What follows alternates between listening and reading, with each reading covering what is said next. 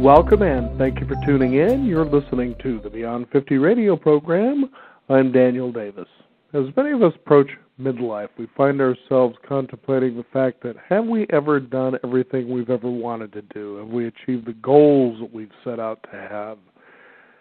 Because we start reflecting on this, we realize that perhaps time is running out. We don't know how much time we may have, but in the meantime, we seem to be thinking quite a bit about it. On the Beyond 50 radio program today, we're going to be talking with someone who's been practicing Zen Buddhism for more than 30 years and specializes in the field of child abuse. She is one of the spiritual leaders of the Zen community of Oregon and Great Vow Zen Monastery. Today we're going to be talking about how we can prepare for our own death. This will be a series of 5 classes that will be led by our guest today, Ms. Roshi Jan Chosen-Bays. Thank you for joining us here on the Beyond 50 radio program today, Jan. Thank you, Daniel. Thank you for inviting me. Now, this has to be one of those kind of interesting, compelling topics that people probably approach, let's say, with sort of a tepid trepidation. Tell us about what this is that people kind of have going on when it comes to something like preparing for your own death. Well, first of all, people think it's an interesting title, Preparing for Your Own Death. We often think of preparing for other people's deaths, but not our own. But actually, it's, in a way, more important to prepare for our own, because if we prepare, then we can reduce our own distress or suffering as we approach death. But more importantly, we can reduce the distress and suffering of the people around us whom we love. Now, how does this, I guess, bring clarity to somebody's life when they decide to, approach thinking about and preparing for their own death?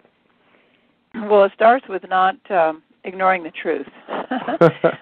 We actually had the first class last Sunday. People are welcome to join.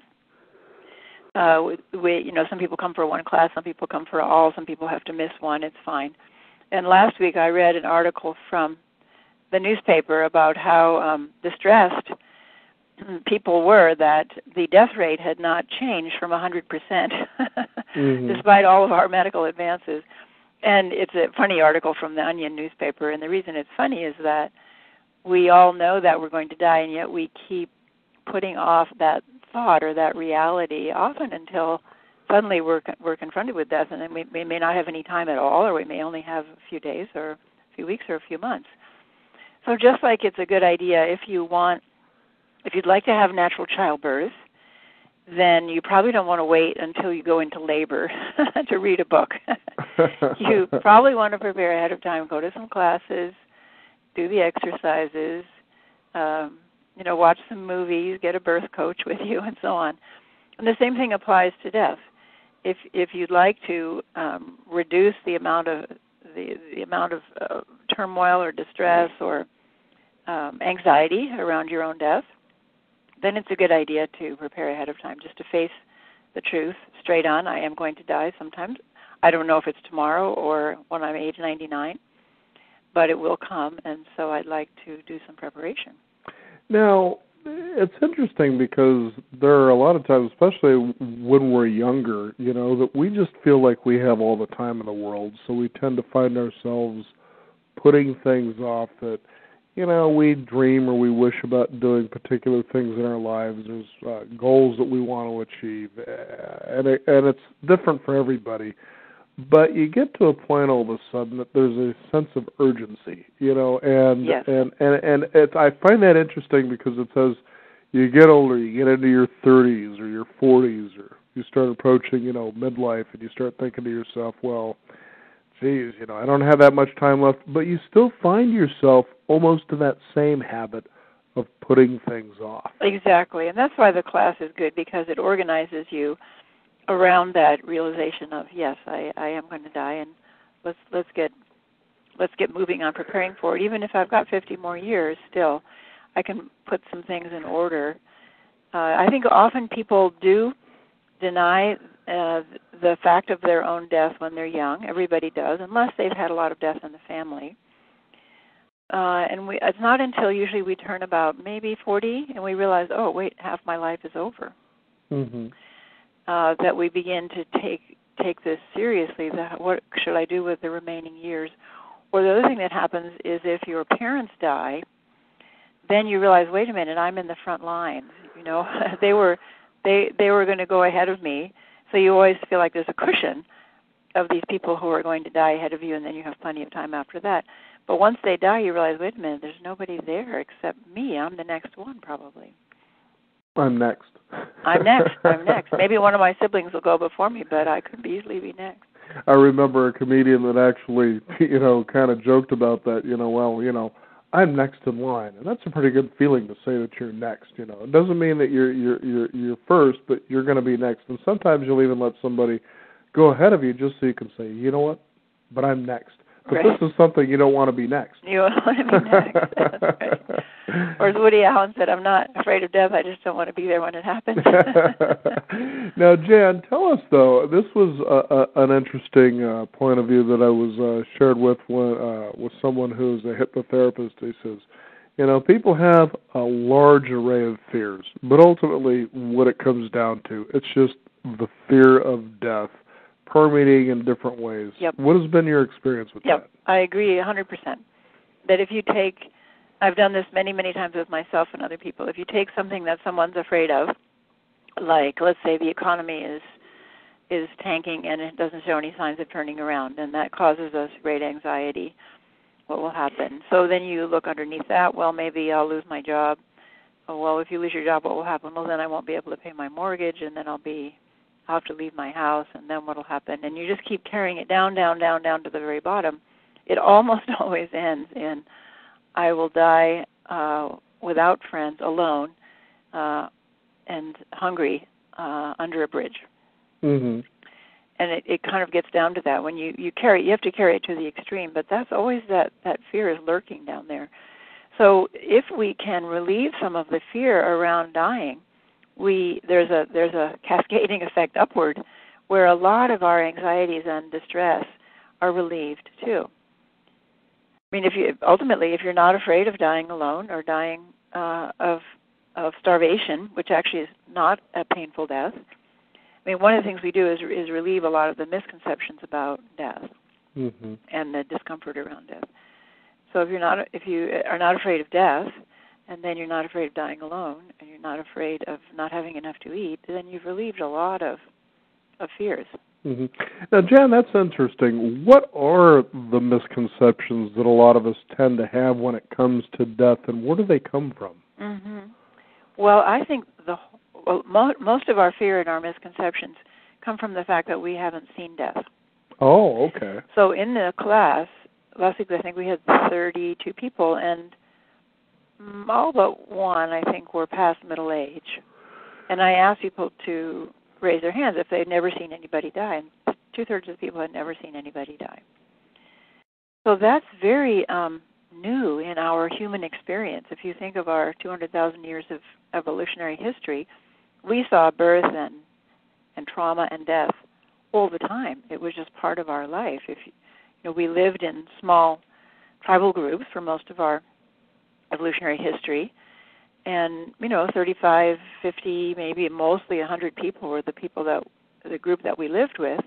And of course, in a group that small, you saw birth and illness and accidents and death all the time. Mm-hmm. So it was a part of our life, but now it's been removed from our lives, so we don't see it. So we have I wouldn't call it a morbid curiosity, but a natural curiosity about death. And it's reflected in our television programs. All the programs now that are suddenly about hospitals and morgues and death investigations. Zombies and vampires. Yeah. So we have a total fascination now if you look at all the shows on TV with death.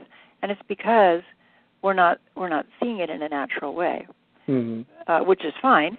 But then we tuck people away, and we don't see something that should be part of our natural human life. So then also the popularity of hospice work right now, I think, is related to this. Of course, people are compassionate and want to help people who are dying, so they become hospice workers or hospice volunteers. But underneath that, I think, is our very natural curiosity about what is death like. Mm-hmm. And people who've worked in hospice always say my fear of death is completely transformed.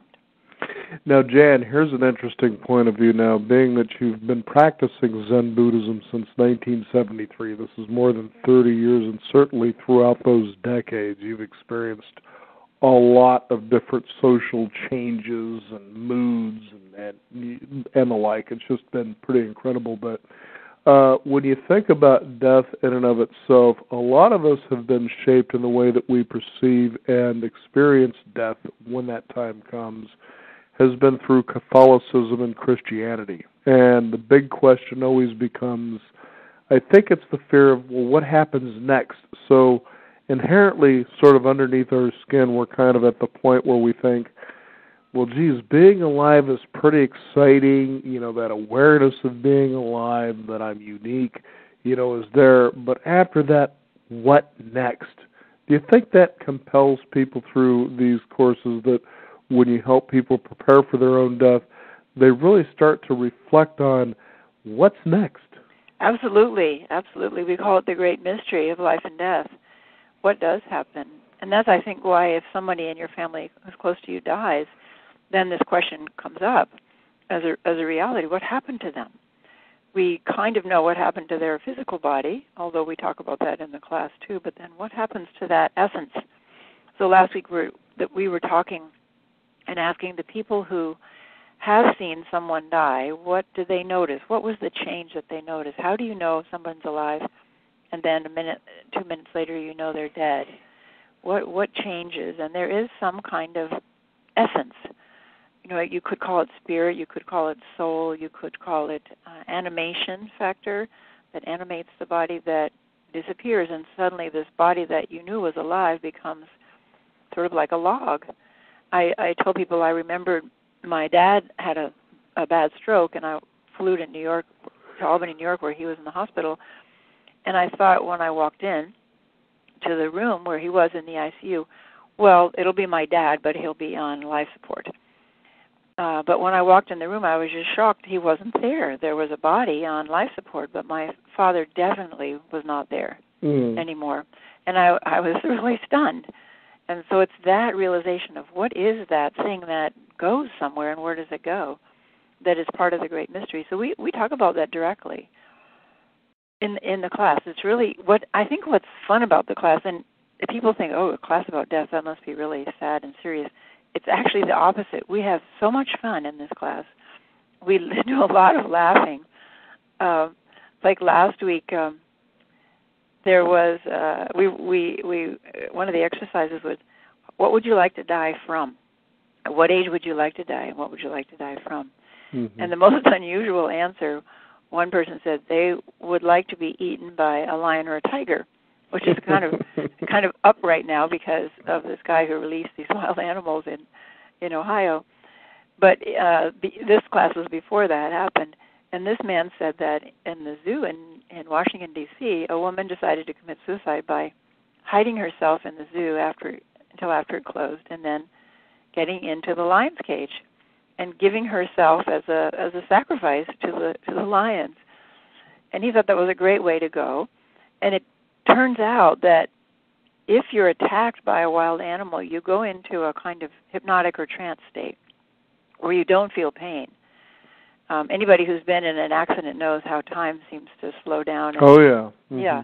Well, that seems to happen when prey are attacked, animals and humans. It isn't, we think of it as, oh, it must be horribly painful, how traumatic to die that way, but it seems like that's not true from the evidence that we have. Mm-hmm. And the other thing this guy said is, as he was saying this is the way he wanted to go, and everybody was laughing, he said that her doctor said about this woman after she died this way, said, well, at least she was sure that the last beings to see her were glad to see her. Right. So we do a lot of laughing in the class, and I think part of it is the relief at being able to talk openly about death. It's just not something that in everyday conversation people talk about. I know that, as we look at your chosen practice of Zen Buddhism, I remember many years ago, that was actually the spiritual path that I sort of embarked on. It was just it hit me, and I said, I'm pretty intrigued by this. This was in my mid-20s. And one of the things that really intrigued me about Zen itself, which as I understand is a completely Japanese way, if you will, that was more from Buddhism itself, is that you have the samurai. And that's what they did, is they reflected on death pretty much moment to moment. So as that opportunity or that moment that they went into battle is the fact that they did it, in that moment they were fully there and aware. And it's interesting. There was an actual I'm trying to remember, Sakyong Mipom Rinpoche, who is the son of Trungpa Rinpoche. Trungpa Rinpoche, who I had read. His name just seemed to pop up everywhere, and then here I was sitting in front of his son, who's about a year or so older than I am. And there was an interesting point in the book that I was actually talking with him about, where he was riding his horse Rocky. And he says, here they were on this path that was on the mountainside, lots of shale running down the sides, and he felt a little nervous about, well, what if this horse missteps, slips, and then pretty soon they're both sliding down that slippery slope. So he decides as he's riding his horse to sort of get to a point on the back of his own horse to where if that had happened that he could possibly easily jump off and save himself. And he said what was funny about that moment is all of a sudden his horse stopped and turned around and looked at him as if to say, well, I thought we were in this together. I thought we were friends. And he says, it was funny. Here I am, this practicing, Zen Buddhist, and I'm sitting there, worried about my own, possibility of dying here. And the horse was like, wait a minute, what are you doing? And literally stopped and looked at him. What about compassion? But isn't it funny? Exactly. But isn't it funny how a lot of times it will even approach even the simplest things with that, geez, what about that way out? Or you hear people say, well, I'm glad I'm able to do this because at least I have something to fall back on. Mm-hmm. And instead of just charging ahead, and being in that moment and giving your full self and your full all to whatever it is that you approach. And we tend to do that quite a bit. What is that? Mm-hmm. Well, that's the essential dilemma of life. Why do we not live life fully, wholeheartedly? We're afraid. We're afraid. We think that somehow that holding back will keep us safer. Mm-hmm. And of course, you don't want to step out in front of a log truck, but we put the brakes on in the rest of life, and then we end up exhausted because we're driving around with the brakes on. And anxious and afraid all the time. I consider anxiety one of the most chronic diseases that we suffer from. Mm-hmm. It permeates people's lives, and it's partly because the bad news pours in through all media outlets, all day long, and we're just not designed to be bombarded with that much bad news from all around the world. But yeah, the can we face death with in that same way of stepping into the next moment? And you're absolutely right about the samurai. They had to face incredible hardship if they were going into battle. Death was possible at any moment. They were slogging through mud and snow and hail and rain and maybe no food for days and battling under terrible conditions. And so they had to be right at that edge between life and death. And part of Zen meditation practice is to come to that edge, consciously come to that edge, and realize this could be my last breath out. Mm-hmm. And to live it as your last breath, and then to take the next breath and go, oh gosh, isn't that fortunate I got another breath? Or to let, another way of saying it is moment by moment, let go of the past and step into what's happening now. And then let go of that and step into what's happening now.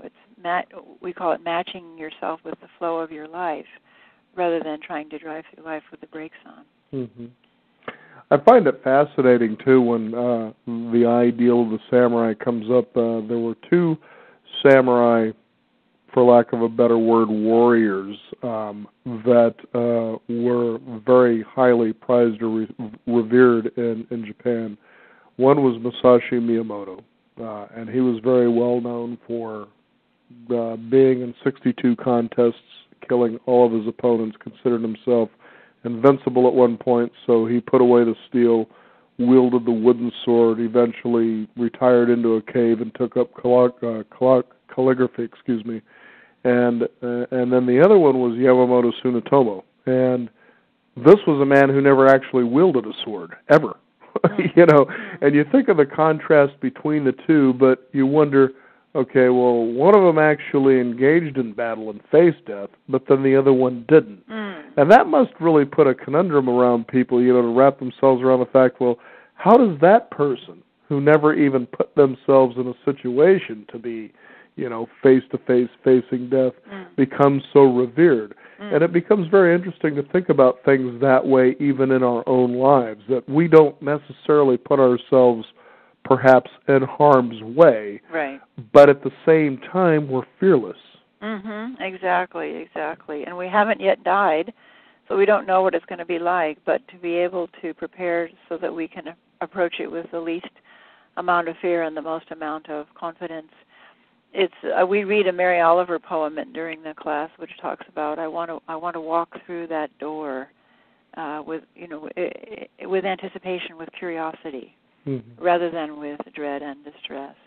And that's such a gift to the people around you. A lot of the distress around death is relieved if the person who's dying is calm and at ease.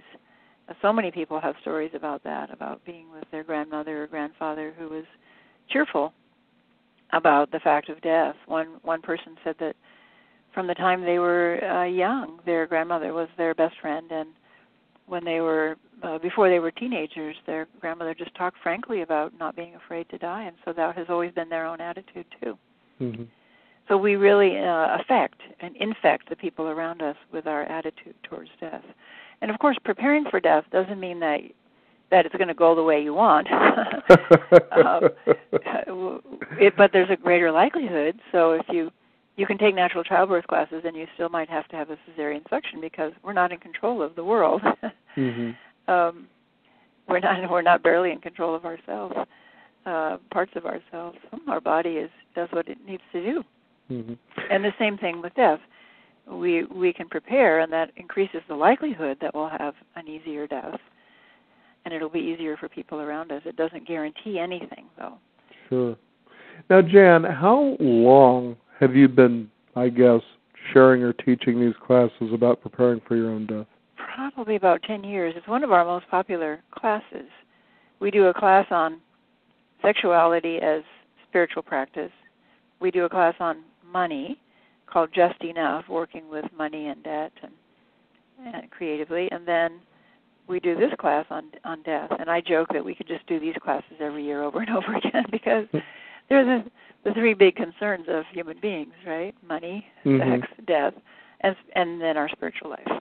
So we're looking at the spiritual underpinnings under each of those topics.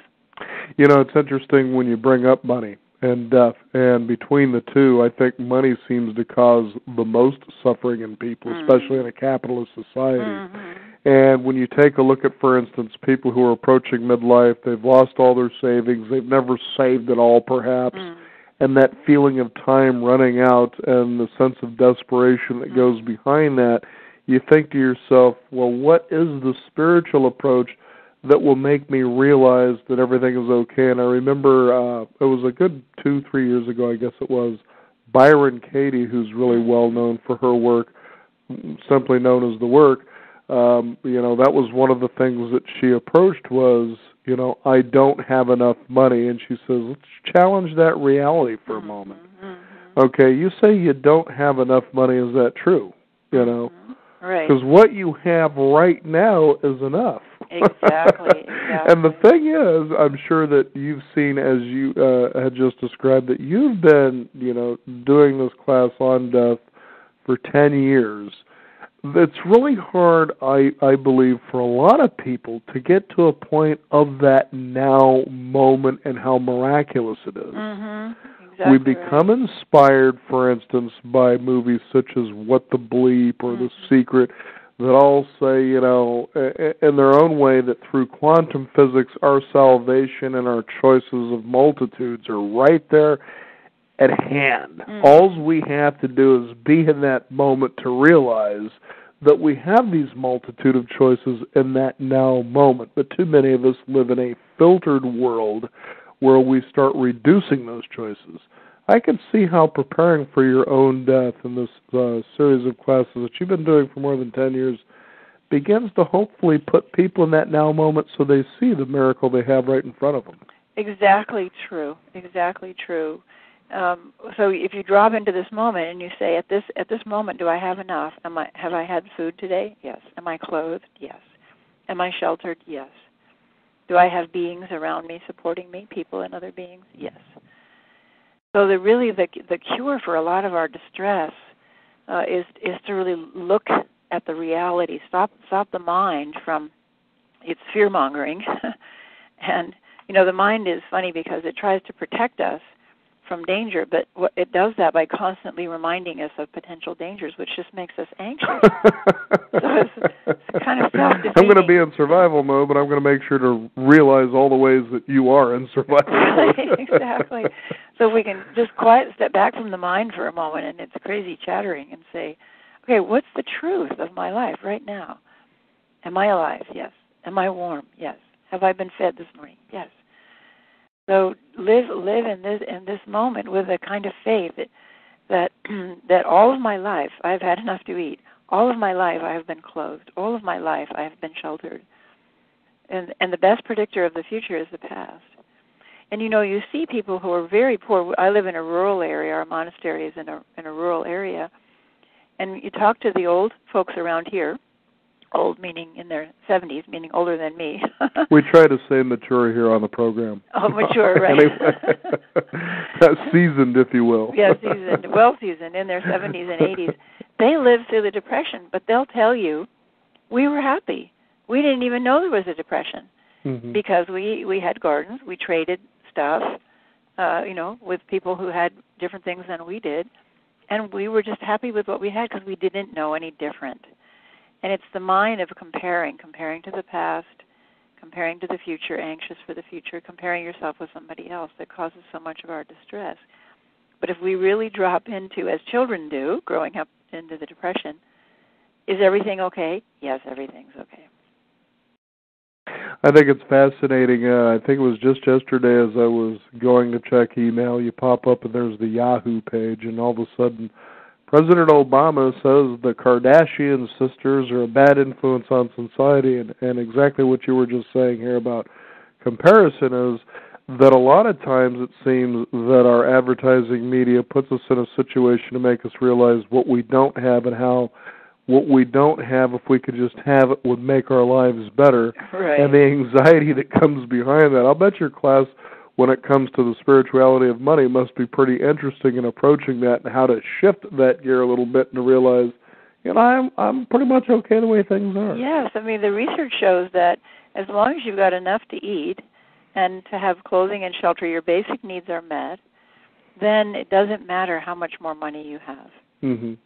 That's been shown again and again, that above a basic level of support, when your basic needs are met and you have a little money to do some fun things, you could have $1 million more and it wouldn't make you any happier. All you have to do, poor movie stars, poor Kardashians or other movie stars, I use them a lot. I say, okay, our mind has this bizarre belief that if we had more money and were more successful and were more worshipped, loved by everyone, then we would be happy. But all you have to do is look at the movie stars. How many of them are really happy? How many of them are in addiction treatment centers? Exactly, and on their fourth marriage, and it's pitiful. Mm. So you can count the happy movie stars on the fingers of one hand. Paul Newman is one. Mm-hmm. But I think it's a fight to stay happy when you've got so much money and you've got so much adulation. Poor Michael Jackson. He wanted to get away from being Michael Jackson. All he wanted to do was go to sleep, so that he could have some time when he wasn't Michael Jackson. Michael Jordan was very much the same way as well. There was a guy that had a tough time just going out to get a meal. Yeah. Yeah. So that we have to counter what our mind says, the delusions that our mind has, by looking at the facts. Now, Jan, you have also worked with abused children, and this is, to me, has its own sense of fascination only because there was a point in my life where my own son ended up with one of those rare sicknesses, I mean, real rare, that could take you out of this world very quickly. Mm. And it's interesting as parents that we tend to believe we protect our children from everything we have under our control. Mm. Yet something like this just came through and bam, and you realized I don't have control. Right. You know? Right. And really what had happened is as I was in the hospital in ICU, and this was even during the Christmas holidays, I thought, wow, there are people in this world, this is how they're enjoying Christmas. That's and right. It really changed my reality in and of itself. And that is, all of a sudden, all the things that I worried about or I thought were so important just didn't matter anymore. Exactly right. To me, it was a death that, not that he died, he didn't, but there was a death in me. Yes. And that death was sort of an ego death. Yes. You know. But then, as that fell away, you began to see the courage children have through the atrocities that I'm sure you've experienced by, you know, dealing with child abuse in and of itself. And that seems to be a whole different level of teaching, especially when it comes to people who have been 50 and 60 years old, and they've been holding on and not really giving forth their full all to be what they want to be in life. Tell us about that. Well, what you said is so true. You know, the humbling experience of being faced with something like the potential that your child might die and the realization I'm not in control. I thought I was in control of my life, and my child's life, but I'm not.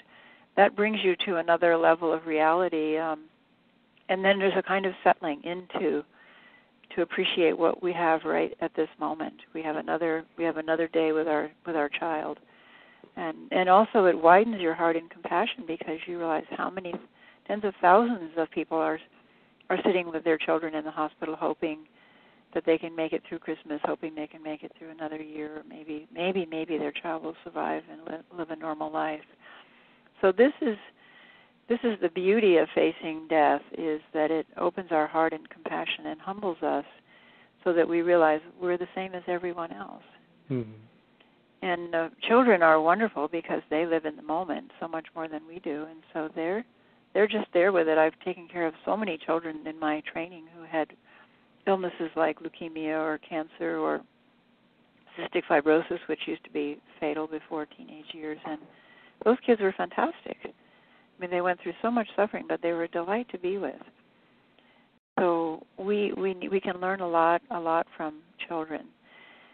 The other thing we do in the class, which I think is very important, is help people set priorities. So we do an exercise called 1 Year Left to Live, and it's a very potent exercise. And we go through all the categories of life experience, like travel, music and art, people you want to see again, unfinished projects, and so on. We have a whole list, and we look at, in a very vivid way, if I knew I only had 1 year left to live, which of these would move into top priority, like your queue on network, on Netflix, you know, how you move the movie up. Which would move up into high priority to be taken care of, and which would fall away completely. And so it's very interesting, for example, when people do the exercise and you ask them about their job, some people say, oh, I would quit my job tomorrow if I knew I had a year to live. And other people say, oh, no, I would keep on working. You know, it's really fulfilling, and I would work as long as I could. So there's no right answer to these questions, but each person has to discern that for themselves. What's vitally important to them, and how do they want to use their remaining time? And then, of course, most people in the class will have more than a year, but we leave the class saying, I'm going to take care of at least 2 or 3 of these this year. So if somebody, for example, has always wanted to go to India, but never, you know, life took over and they're very busy and just haven't been able to do that, then they often leave the class with this resolution, okay, I'm going to start reading travel books. I'm going to really save some money and make some plans to go to India while I'm still able.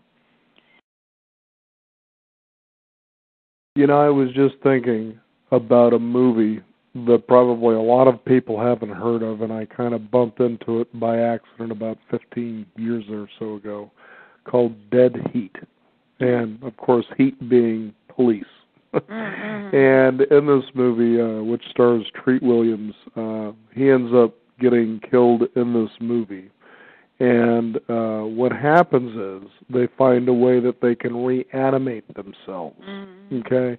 And that means that you're not a zombie. You actually become reanimated, so you're really conscious. You're alive again. I mean, literally consciously the way you were before the death. Mm-hmm. But the unfortunate side to this is he has about 24 to 48 hours before basically biologically he rots to death. And there was a point where him and his partner were talking, and he has this realization. He says, I can't live an entire lifetime in 24 hours. You know, but, you know, here you're giving these people a year. But just imagine what would be different if you only had 24 hours, to 48 hours. Exactly. So you can move it up to a half a year or 3 months.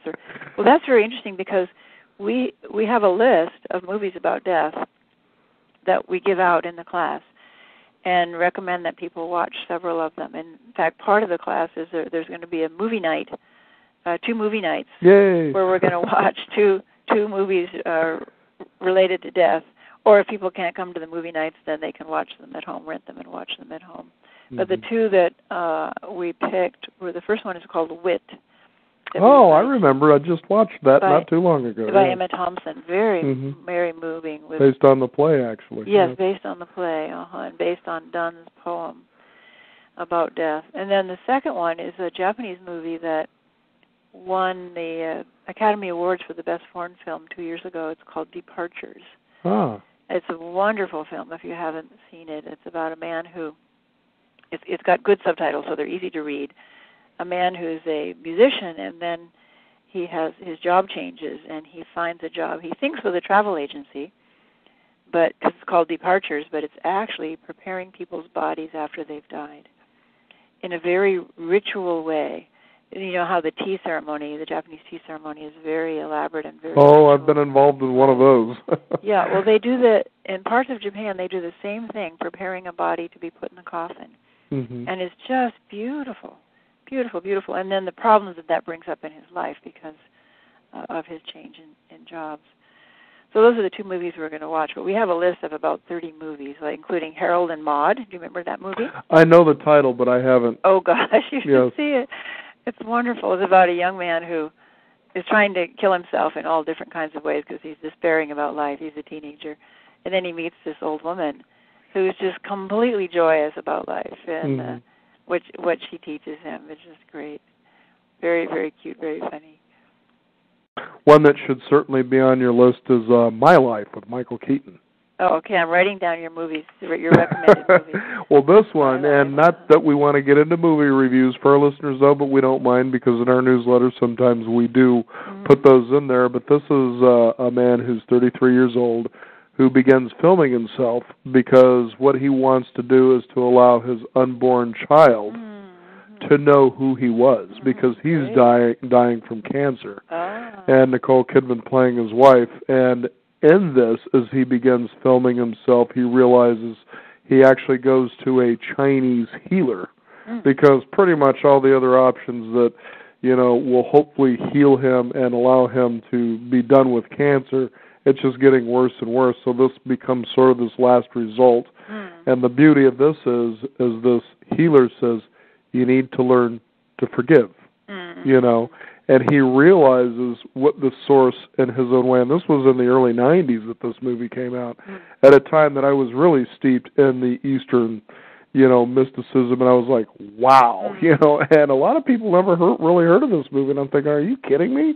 Anyway, so that's there on the radar, but I have to ask, that as people go through these classes, is there really a transformation that takes hold and seems permanent when it comes to how they embrace life to where they are no longer taking life for granted? Because I think that's what happens quite a bit with people. They take life for granted. They suffer, and they get caught up in that world of suffering. And you don't realize, are you kidding me? Would you knock it off already? Mm-hmm. You know, it's like you want to slap some people right upside the head. What's that been like? You can't do that on the radio, you know. Sometimes I think I should. But well, yeah, you do. Sometimes you want to shake people and say, "Get a grip. Look how look what you've got. Look how fortunate you are." But in terms of transformation, I think that true transformation usually happens slowly, bit by bit, degree by degree. Mm-hmm. And I think, yes, the class does have an impact on people.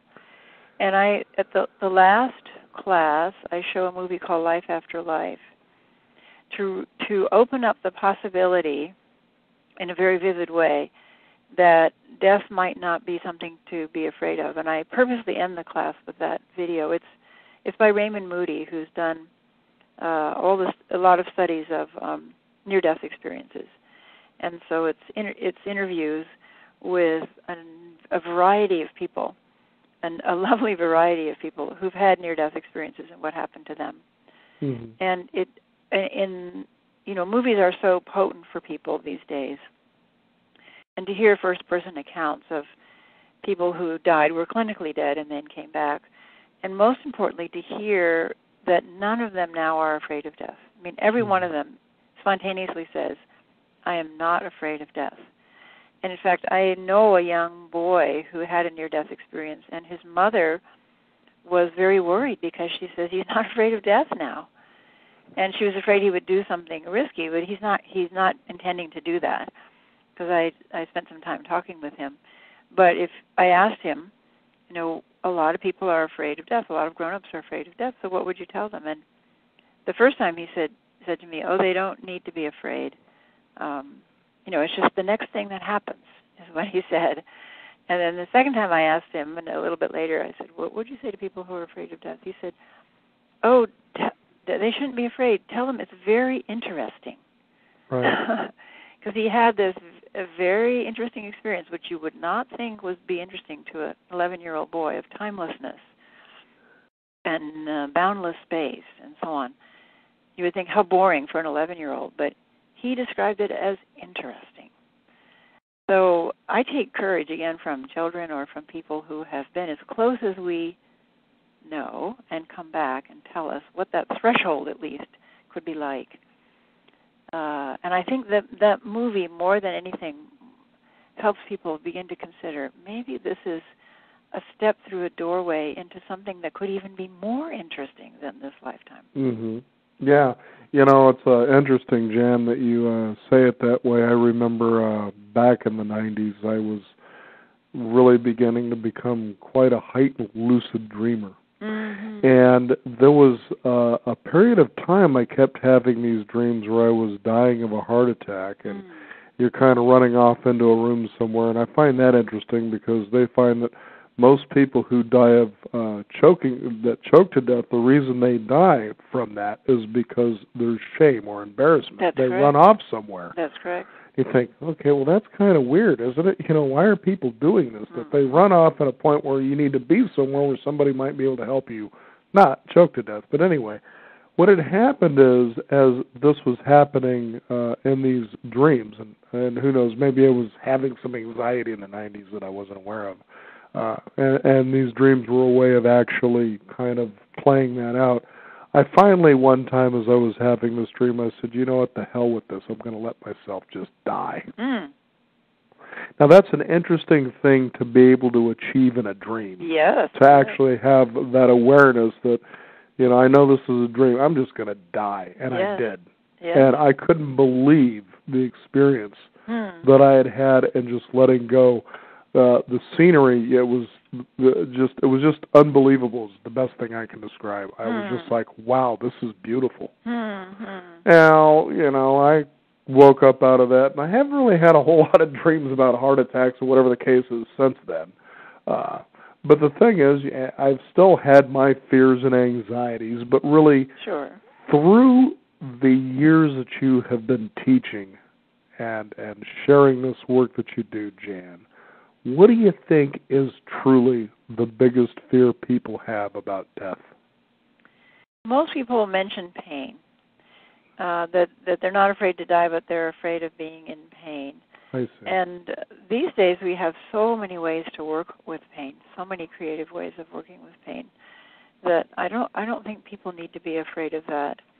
Two, people are afraid of loss of control. If you really get down to it, they're afraid of loss of control, of doing something like throwing up or screaming or just not being able to have the death go the way they want to. There's something embarrassing, such as choking to death. Yeah, exactly. You know, that what the scene you described, my husband used to work as a waiter years and years and years ago, and he actually saved 2 people's lives with the Heimlich maneuver, but one woman was running for the bathroom, and he whirled her around, caught her just before she got into the women's room, did the Heimlich, the piece of meat came flying out, but she was so embarrassed she wouldn't look at him and never thanked him for saving her life. Wow. Isn't that amazing? You wonder what is going on that causes us to do that. Yeah, we're more afraid of looking bad than dying. But it's true. That's what people say. So they're afraid of loss of control, and of course, death is the ultimate loss of control. Sure, it is. Yeah, definitely. Now, Jan, is there a website people can find out more about your work and how perhaps they can? Is this something that, obviously being there where you have these classes is the ultimate experience, but is there an online way to approach this as well for people around the world? Well, there's lots of resources. There's a book called 1 Year Left to Live by Stephen Levine, which is really... actually interviewed his son some years back. Noah, yeah. Noah's a great guy. Dharma Punks, I remember, was the book. Right, they're sweet guys, the Dharma Punks, covered with tattoos from head to toe, multiple piercings, but really sweet guys. I remember the funny thing, just quickly on that, is I had him in studio, and I said, it's interesting that you had your life, and then, finally, you're screaming and yelling, you're into the punk music and the cheap beer and so forth, and then you finally find yourself in jail, and you figure, well, my dad says, well, this is probably what I should start doing is meditation. And I pointed out, I said, it's really interesting because you notice when the meditation begins to take effect because your writing begins to slow down in the book itself. And he was kind of amazed, like, I've never heard anybody actually point that out, but I thank you for appreciating it because before it was erratic, it was fast, you could feel the charge. And how he was able to shift gears and in his writing and experience, slow it all down. But that's the beauty about even the Chinese philosophy about living is they have an ideal, and this is just something I read many years ago, is that they believed all of us, or, with fate bearing, are ordained with the same amount of time of living. But the Chinese learned to live longer simply by slowing life down. Right. It does. I have an exercise that I call expanding the present moment. If you drop past and future for a while and expand the present moment, life slows down and becomes so much richer. But you asked about a website. Right. People can go to www.zendust, ZENDUST.org, or they can Google Zen Community of Oregon or Great Vow Zen Monastery. All of those will get you into our website and our calendar of events. And we'll allow our listeners to slow life down. Yes, good. One breath at a time, right? Very much so. Jan Chosen, thank you for joining us here on the Beyond 50 radio program. I always enjoy this subject just because I think that as people will talk about it more, they'll begin to live more, I believe. I think that's absolutely true, Daniel. Thank you so much for inviting me. You betcha. Thank you again, Jan. Bye-bye. Thank you to listeners out there for tuning in. You're listening to the Beyond 50 radio program. Be sure in your moment right now to visit us at our website at beyond50radio.com. That's the number 50. Sign up for our free weekly e-newsletter. Also be sure to visit us at our blog as well. We have our download of our shows. You can be sure to listen and enjoy as well as share with others. I'm Daniel Davis. Thank you again for tuning in, and remember, live your day past